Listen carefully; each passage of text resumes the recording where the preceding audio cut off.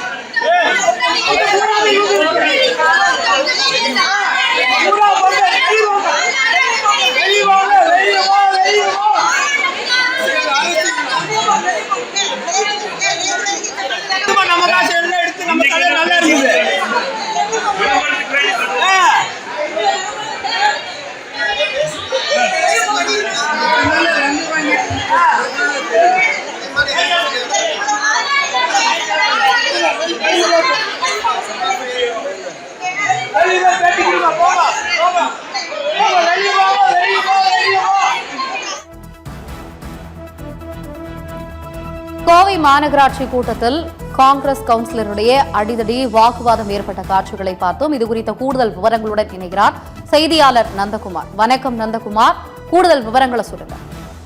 வணக்கம் ஆனந்தி. நிச்சயமாக இன்று கோவை மாநகராட்சி கூட்ட அரங்கில் மாமன்ற சாதாரண கூட்டம் நடைபெற்றது.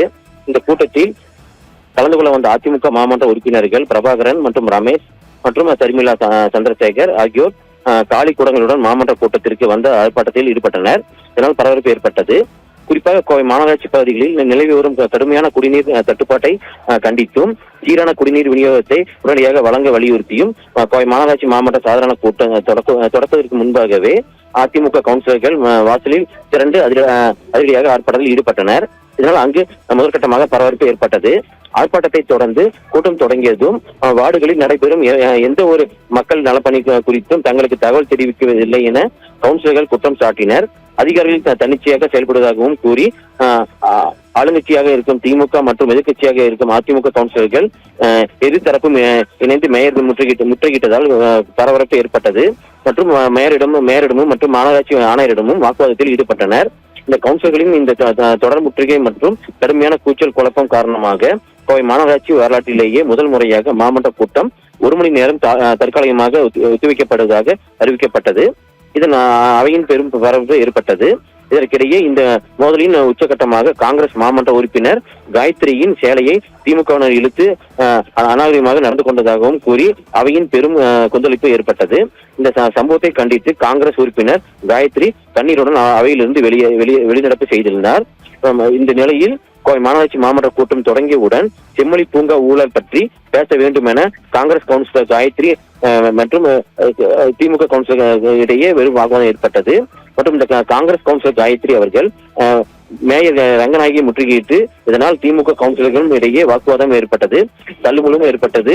இந்த காயத்ரி மற்றும் கம்யூனிஸ்ட் மற்றும் காங்கிரஸ் கவுன்சிலர்கள் ராமமூர்த்தி, பூபதி, பிரபு, சாந்தி ஆகிய 5 பேரையும் 2 மாதம் சஸ்பெண்ட் செய்வதாக மேயர் அறிவித்துள்ளார். மற்றும் இந்த அமளியின் மன்றம் கூட்டம் இந்த அமளியின் காரணமாக இந்த கூட்டமானது 1 மணி நேரம் தள்ளி வைப்பதாக மேயர் அறிவித்திருந்தார்.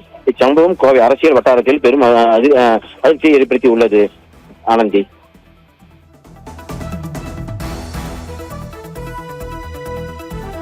இந்த 40 கோடிக்கு ஊழலுக்கான பொருட்கள், அதாவது பணிகள், அந்த பணிகளை பாஸ் பண்ணும்போது 100 மாமன்ற உறுப்பினர்களும் உட்கார்ந்துட்டோம். மன்றத்துலதான் உட்கார்ந்தா பாஸ் பண்ணணும். செம்மொழி பூங்கா அவ்வளவு சிறப்பாக நடந்தது. அருமையான ஒரு திட்டம். தமிழ்நாடு திரும்பி பார்க்கக்கூடிய ஒரு திட்டம் செம்மொழி பூங்கா திட்டம். அந்த திட்டத்தை செயல்படுத்தினத 100 மாமன்ற உறுப்பினர்களும் தான் இருந்தோம்.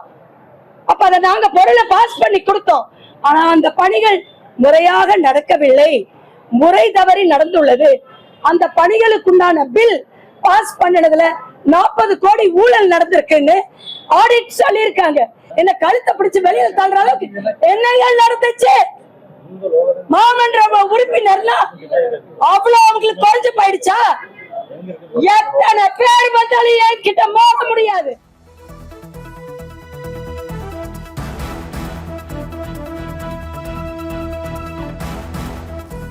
கோவை மாநகராட்சி கூட்டத்தில் அடிதடியில் ஈடுபட்ட காங்கிரஸ் பெண் கவுன்சிலர் காயத்ரி சஸ்பெண்ட் செய்யப்பட்டுள்ளார். கோவை மாநகராட்சி கூட்டத்தில் அடிதடி சம்பவம் நடைபெற்றது. 44வது வார்டு காங்கிரஸ் கவுன்சிலர் காயத்ரியை சஸ்பெண்ட் செய்து உத்தரவு பிறப்பிக்கப்பட்டுள்ளது.